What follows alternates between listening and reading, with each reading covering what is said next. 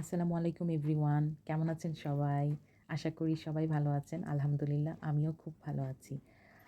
চলে আসলাম আমার সুন্দরবন ট্যুরের ১ম ব্লগ নিয়ে। আমরা অলরেডি বাসা থেকে বের হয়ে গিয়েছি। সিএনজিতে করে আমরা আরামবাগ যাব। আমরা আরামবাগ থেকে গাড়িতে উঠব। আমাদের গাড়ি ছিল 11:30টার দিকে। কিন্তু আ গাড়ি প্রায় ১ ঘন্টার মতো লেট করেছে। তো ফাইনালি অনেকক্ষণ অপেক্ষা করার পর গাড়িতে উঠে গেছি। তো অলরেডি গাড়িতে সবাই ঘুমিয়েছিল। আ লাইট অফ, অন্ধকার ছিল। তো পদ্মা সেতুতে চলে এসেছি। তো পদ্মা সেতু দেখব বলে ঘুমাইনি। আ পদ্মা সেতুর টোল দিয়ে অলরেডি এই যে আমরা পদ্মা সেতুতে উঠে যাচ্ছি। আসলে চারপাশটা অন্ধকার ছিল, তাই তেমন ভালো করে বোঝা যাচ্ছে না। আমরা সুন্দরবনের উদ্দেশ্যে রওনা দিয়েছি। তো আমরা গিয়ে নামবো হচ্ছে খুলনা নদীবন্দর। আ আমরা প্রায় সকাল মানে ভোর 4:30টার দিকে এই যে খুলনা নদীবন্দরে নেমে গিয়েছি। তো ৪ নাম্বার স্টিমার ঘাট থেকে আমাদের গাইড আমাদেরকে রিসিভ করে এই যে শিপে নিয়ে যাচ্ছে। আমরা এই যে শিপে চলে এসেছি। যে যার মতো চাবি নিয়ে যার, যার রুমে চলে যাচ্ছিল। তো আমাদের রুম ছিল দোতলায়। তো সেটাই চারপাশে একটু ঘুরে দেখছিলাম। চারপাশে তখনও অনেক অন্ধকার। কিন্তু সেখানে অন্ধকার হলেও চারপাশে অনেক আলো ছিল, আরও অনেক শিপ ছিল। মানে এটা একটা অন্যরকম ফিলিংস। মানে প্রায় ৩ দিন আমরা এভাবেই থাকবো এই শিপে। এরকম পানির উপরে এভাবে থাকা বা এই এক্সপেরিয়েন্সটা আমার এই ফার্স্ট টাইম। যে চারপাশে আরও অনেক শিপ ছিল। তো এভাবেই চারপাশটা দেখছিলাম। অলরেডি সবাই যার, যার রুমে গিয়ে রেস্ট নিচ্ছিল। আমাদের শিপটা অলরেডি ছেড়ে দিয়েছে। আমরা রূপসা পশুর নদী ধরে খুলনা শিপইয়ার্ড, রূপসা ব্রিজ, রামপাল তাপকেন্দ্র, রামপাল তাপবিদ্যুৎ কেন্দ্র আর হচ্ছে মংলা বন্দরের পাশ দিয়ে আমাদের শিপ চলছে। আর আমাদের ১ম স্পট হচ্ছে আন্দারমানি। তো আমরা আন্দারমানিকে পৌঁছানোর আগ পর্যন্ত আমাদের শিপ চলবে। তো শিপ অলরেডি ছেড়ে দিয়েছে। ১ম এ একটু আস্তে, আস্তে চলে, তারপর বোঝা যায় যে অনেক জোরে যাচ্ছে। তো তারপরেই যে বসে, বসে চারপাশটা দেখছিলাম। তারপর রুমে গিয়ে কিছুক্ষণ রেস্ট করে ফ্রেশ হয়ে উপরে চলে গিয়েছি। মানে ৩ তলায়। ৩ তলায় হচ্ছে ডাইনিং, ওখানেই খাবার। তো সকালে অলরেডি ব্রেকফাস্ট করেছি, সেটা ভিডিও করা হয়নি।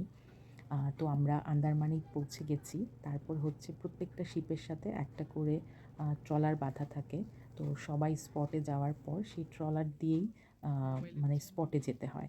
তো আমরা এই যে অলরেডি আন্দারমানিক চলে এসেছি। তো এখানে আমাদের সামনে এবং পিছনে গানম্যান থাকে আর মাঝখানে হচ্ছে এই হাঁটার রাস্তা। সেটা দিয়েই আমরা সারিবদ্ধভাবে হেঁটে যাই। মানে ফুড ট্রেইল বলে, এটা দিয়ে আমরা হেঁটে যাচ্ছিলাম। তো এই যে চারপাশে অনেক ঘন শ্বাসমূল, আ এটাকে বলে শ্বাসমূলযুক্ত ম্যানগ্রোভ উদ্ভিদ। আর চারপাশে সুন্দরী, তারপর গোলপাতা, গেওয়া গাছ ছিল। এগুলাই এই বনে নাকি বেশি। এই গাছগুলাই বেশি দেখা যায়। তো মাঝখানে হরিণের পায়ের ছাপ দেখেছি অনেক। যদিও এই স্পটে আমরা কোনো হরিণ দেখি নাই। আ এই যে আমরা হেঁটে, হেঁটে যাচ্ছি। এখানে প্রায় ১ মাইল হাঁটতে হবে।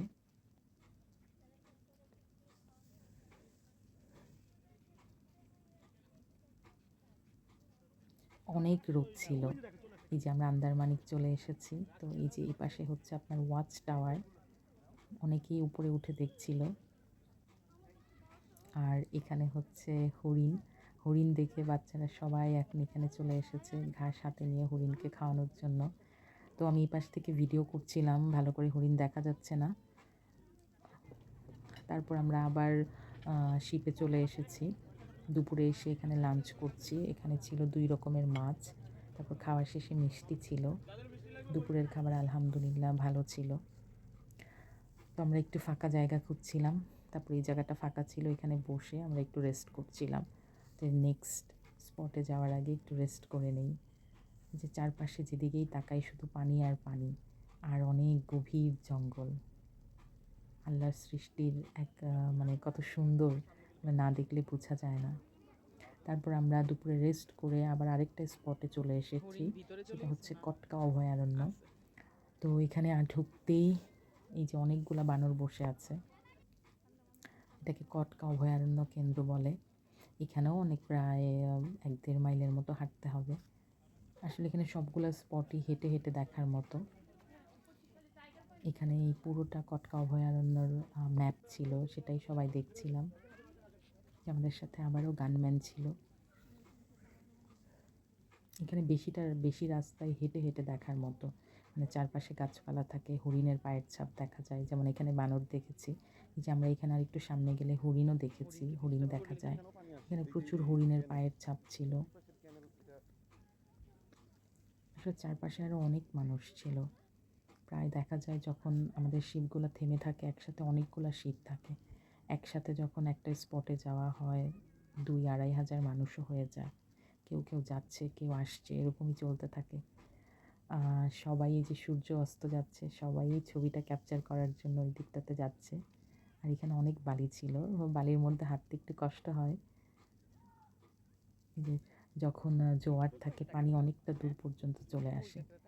যেখানে ছোট ছোট কাঁকড়া মাটির ভিতর থেকে বের হয়, আবার এই যে ছোট ছোট যে ছিদ্রগুলো দেখা যায়, এগুলো সব কাঁকড়াই আবার এর মধ্যে চলে যায়।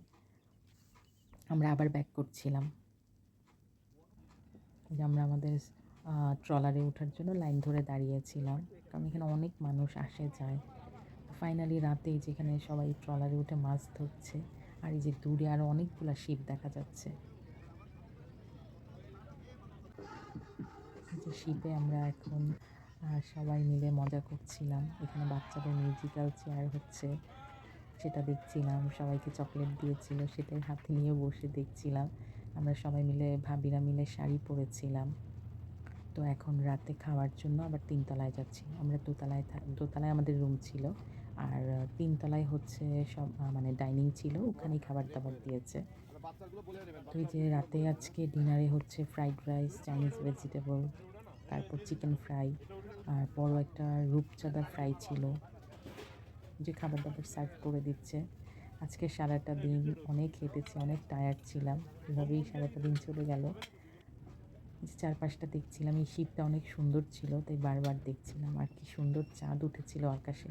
আমরা যে কয়দিন ছিলাম সেই কয়দিনই জ্যোৎস্না রাত ছিল, মানে চাঁদের অনেক আলো ছিল। পরে এই যে রাতের খাবার খেয়ে রুমে চলে গিয়েছিলাম।